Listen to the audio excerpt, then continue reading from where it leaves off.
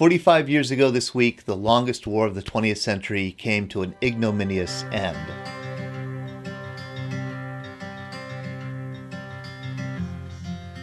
The Fall of Saigon on April 30th, 1975 was the closing act of a war between the Communist Democratic Republic of Vietnam, which we call North Vietnam, and the non-communist US-backed Republic of Vietnam, which we call South Vietnam. And North Vietnam's final conquest of the South was a devastating defeat for the long-standing American effort to keep South Vietnam a viable, independent, US-aligned nation. But the Fall of Saigon was also the occasion for some final acts of heroism on the part of U.S. forces still left on the ground in Vietnam. These American servicemen and women showed valor not in fighting an enemy that was besieging the city, but in saving and rescuing some of the allies whose lives would have been in jeopardy after a communist takeover. Now, American combatants had been long gone from Vietnam by April 1975. The Paris Peace Accords of 1973 had secured the removal of American combat troops from Vietnam. But there still were thousands of Americans in Saigon, people attached to the embassy, to the military, and to intelligence. And there were also hundreds of thousands, if not millions if you count their dependents, of South Vietnamese who had worked for and with the U.S. government, whose lives would be in peril after a communist takeover of South Vietnam. The problem was the ranking U.S. official on the ground in Saigon was Ambassador Graham Martin.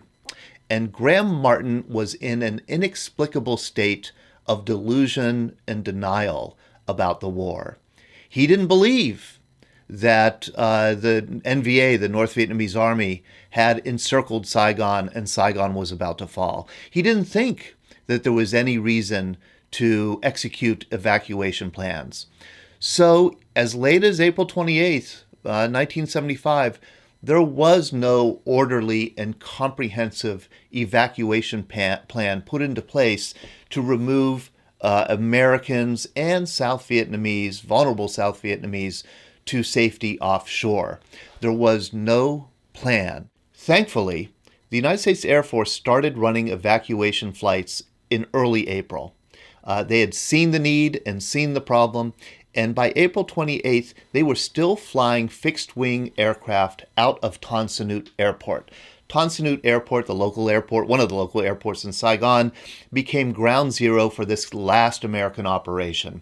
And today, Tan Son Nhut is a gleaming, beautiful airport. I mean, we flew out of there when we came home from our Veterans Breakfast Club trip from Vietnam in February this year.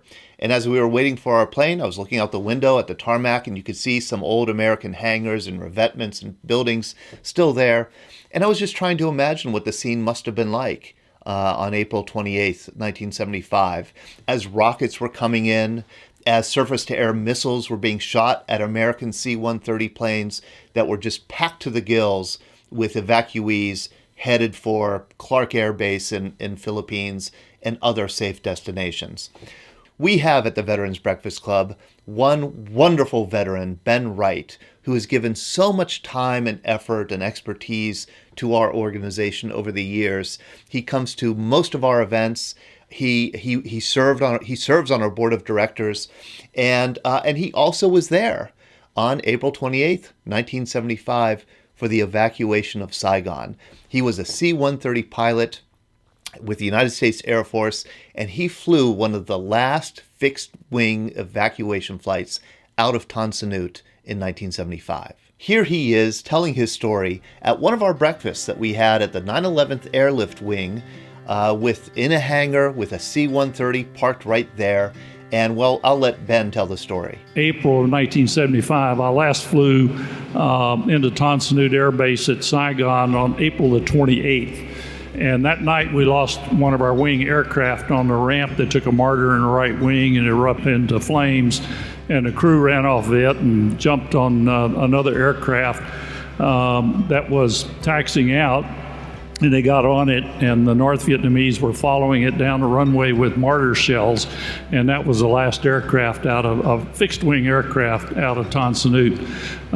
The 29th, everybody that left Saigon either left by boat, by water, and you probably saw a lot about all the people that went, or by rotary wing is how they got out. But what we were doing, we stripped out the back of the airplane, put down pallets, covered it with cardboard, and just laid straps across there. And the embassy would bring the people out on buses that they had cleared for us to airlift out. And we would open the aft ramp and door, and we'd shut down the two inboard engines so there wasn't as much jet blast out of the engines.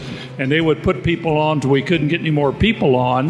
And when it was stuffed full, sardine class, we buttoned up and left. How many people would you fit on there? I mean, it doesn't look that big. They would tell us, call up on the radio, that we had 175. We weren't supposed to carry more than that. But my last trip out of there, we had 220 something as best we could count, because there were kids and all this kind of stuff, but about 220. And so what we were doing with this aircraft is the North Vietnamese had SA-7s, which are a shoulder-fired anti-aircraft missile. It's very similar to the U.S. Army's red-eye rocket, and they would visually acquire and fire it at you. And at that time, they had visible plumes on them. They no longer do. So since it was a heat-seeking missile, what we were doing was coming in over the airfield and doing what we called a random steep approach. That it was unlike normally when you go into an airport, you fly a predictable traffic pattern for everything to flow. Well, we just flew unpredictably to show up on final approach. In fact, what we would do, if you notice the four engine props, we would descend to 10,000 feet where you could decompress, open up the troop doors, and we would have a loadmaster at each troop door with a very pistol. A very pistol fires a flare, and the flare was more intense heat than the engines. So if they saw a plume of a rocket, they could fire the flare and it'd draw the rocket away from the aircraft. So we would be descending down through holes in the cloud deck visually, and we'd have other guys coming up out of them. So you watch the hole to make sure there wasn't another aircraft coming through the hole that you wanted to go through, because there was no instrument flight control for you. We were doing this all visually. And we had it down to where we would taxi in, shut down the two inboards. An intelligence person would come up on a flight deck and tell us best they knew where the gun emplacements and things were around the airfield, because they were rapidly losing control of the perimeter and the whole area, and stuff people on, and we'd button up and go. So we would be on the ground about 15 minutes from touchdown to takeoff. Is by the time they did this for 4 or 5 days, that we could put people on. And I've run into a number of Vietnamese around the states who were airlifted out. I couldn't say any of them flew on my aircraft, but I mean, some amazing people who came out of Vietnam and contribute to the U.S.